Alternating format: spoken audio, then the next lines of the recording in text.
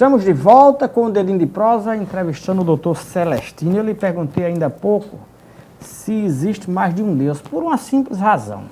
Nós acreditamos nesse Deus que nós concebemos aqui, que Jesus é o Messias, o Deus na Terra, mas o indiano não sabe nem quem é Jesus, o japonês muito pior.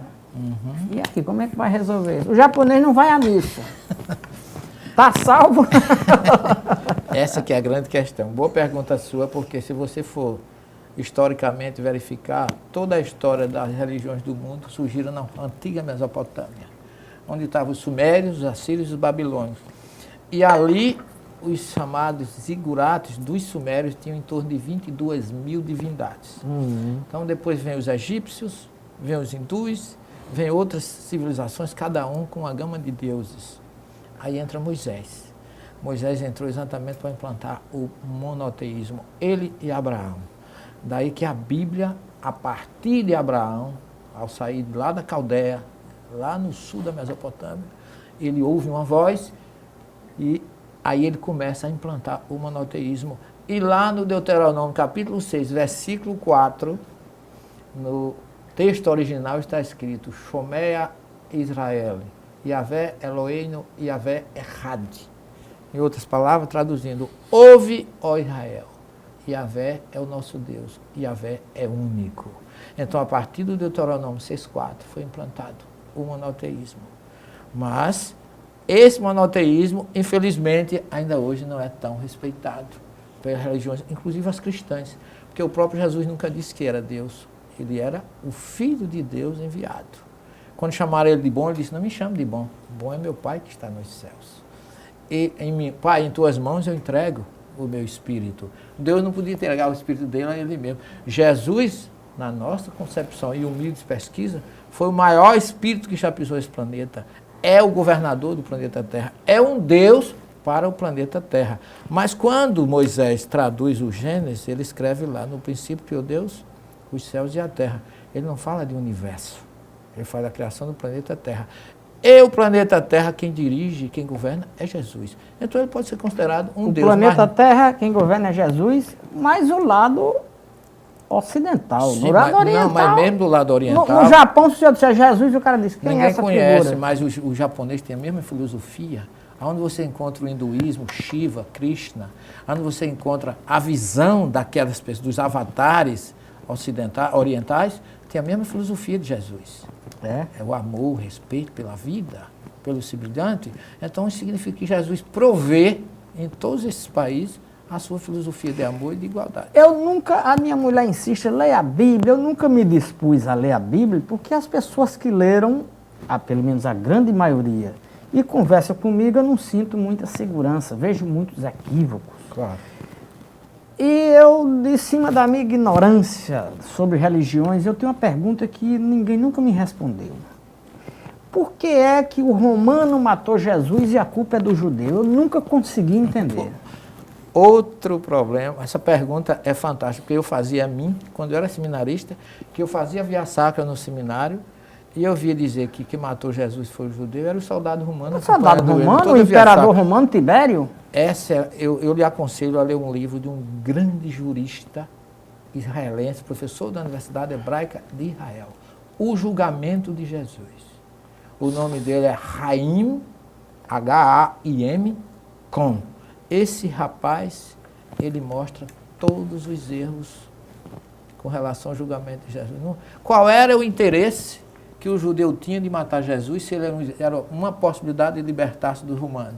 Porque o romano oprimia o judeu naquela época. É verdade. Né? O romano, quando Jesus chega na sua vida pública, fazia aproximadamente 67 anos que o romano oprimia, escravizava, matava, enlutava, deixava órfão em Israel. E Isaías disse que para Deus não há acepção de pessoas. Como é que pode se entender se todos nós somos iguais perante Deus? E o romano podia fazer aquilo. Jesus surge em Jerusalém, montado num burro, ovacionado pela multidão. Aquele gesto de Jesus não havia nenhum perigo para o judeu, pelo contrário, era uma esperança de libertação. Então, foi criado aí na história um malabarismo, daí porque a sua pergunta, até hoje, em todas as minhas entrevistas, foi a que melhor fizeram, foi exatamente essa. Qual era o interesse que o judeu tinha de matar Jesus? O judeu nessa história que foi Caifás, que era o sacerdote do ano, teve um objetivo, entregar Jesus ao romano.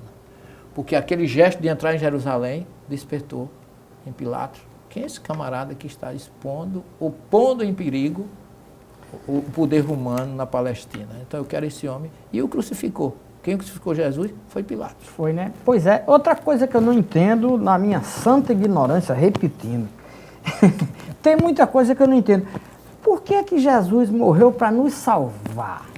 Um camarada, você nasceu, já nasce pecador. Eu não pedi nem para nascer e já nasci condenado por antecipação. Eu não consigo entender. Qual o sentido disso? Eu nunca entendi.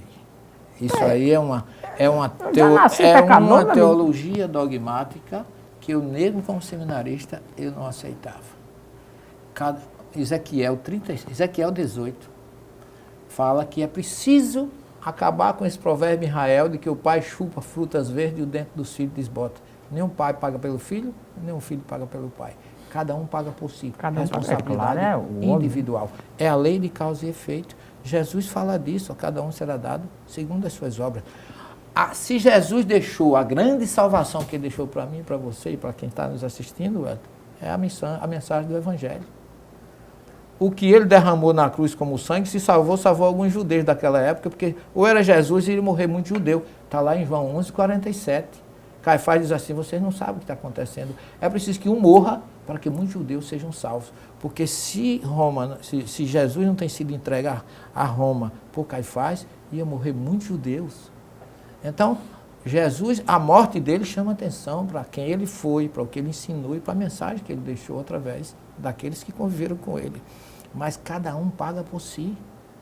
Eu me sinto libertado por Jesus se eu seguir a sua mensagem. Porque ele mesmo disse, não é o que diz Senhor, Senhor que entrará no reino dos céus, mas aquele que faz a vontade do meu Pai, não é nem a dele, mas a vontade do meu Pai que está nos céus. É assim que eu vejo. Outra coisa curiosa que me inquieta é o seguinte, por exemplo, Pitágoras na matemática nunca deixou nada escrito. Sócrates também. Jesus Maomé não deixou também nem o nome dele na areia. Escreveram tudo por que esses camaradas escreveram por eles e eles não escreveram nada? É porque o que Jesus fez, como diz João, daria para fazer muitos livros. Ele não precisava, ele estava preocupado em escrever, bastava o que ele fez. Porque Jesus começou amando, curando, depois que ele foi ensinar. Por isso, para você ter uma ideia, Jesus foi tão psicólogo, tão filósofo, que ele começou o ministério dele na Galiléia, onde o povo era pobre, analfabeto, doente, desinformado. Porque se ele tivesse ido para Jerusalém, onde estava a aristocracia, os fariseus, os escribas, os saduceus, que deram muito trabalho a ele não tinha durado 3 anos, não. Ele ficou 2 anos e 4 meses na Galiléia, pregando, ajudando, ensinando ao pobre, porque naquela época, 90% da população era analfabeta, Wellington. É tanto que o Apocalipse diz assim, feliz aquele que lê este livro e aquele que escuta. Porque os que sabiam ler iam para as praças públicas, ler para quem não sabia. No nosso interior, você tinha isso nas feiras de sábado, as pessoas iam ler a literatura de cordel. Exato, eu assisti muito isso nas feiras. Era uma espécie o cordelista, ele era uma espécie de jornalista também, né? E daquela época trazia as informações do cordel. A gente ficava lá, o matuto com o chapéuzinho na mão, assistindo a literatura de cordel. No tempo de Jesus era muito pior. Então ele não estava preocupado em escrever, porque não tinha nem quem escrevesse. É tanto que os discípulos dele só tinha um que era mais ou menos chegado a escrever, que era Mateus, porque era cobrador de imposto. Mas a maioria era analfabeto. Mas só para esclarecer esse ponto, o senhor acha, o senhor como pesquisador, como um homem ligado à religião, Jesus morreu por quê? Jesus morreu porque ele não agradou Roma.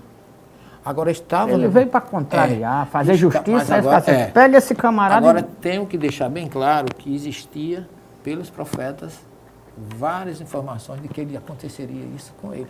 Então, o projeto, no fundo, foi dele. Porque se ele não morreu da forma que morresse, não era o Messias. Agora eu vou fazer uma pergunta aqui. Eu não estou brincando, eu estou falando sério. O senhor pode pensar que esse cabo está ficando... Uma vez eu fui fazer um curso bíblico e o padre disse, olha, os sem terra são a inspiração do Divino Espírito Santo. Assim como o povo de Deus era invasor, os sem terra era também. O senhor pensa assim? Eu vou lhe responder com uma pergunta, com um acontecimento com Jesus. Havia uma injustiça, naquela época que Jesus andava em Israel, o povo era insatisfeito com o imposto que pagavam para Roma, que era praticamente tomado. Tomado, é. Aí chega para Jesus, você acha justo pagar o imposto a Se César? faz muito essa pergunta até hoje, né? Até hoje. Aí Jesus disse, me traz uma moeda aí. O que é que tem nessa? Olha a esfinge que tem aí, César. Dê a César o que é de César e a Deus o que é de Deus. Eu não sou contra sem terra, mas eu sou a favor do amor, da união e do entendimento. Não vamos misturar o que é material com o que é espiritual. É assim que eu vejo, mais ou menos, respondendo ao teu questionamento. Cada um no seu ponto. Cada macaco no seu galho. Agora não vamos achar que invadir a propriedade do outro é um mandamento de Jesus. Porque Jesus pregou o amor de norte a sul, não derramou, não invadiu fazenda de ninguém, não pregou tomar do rico, nem dar ao pobre.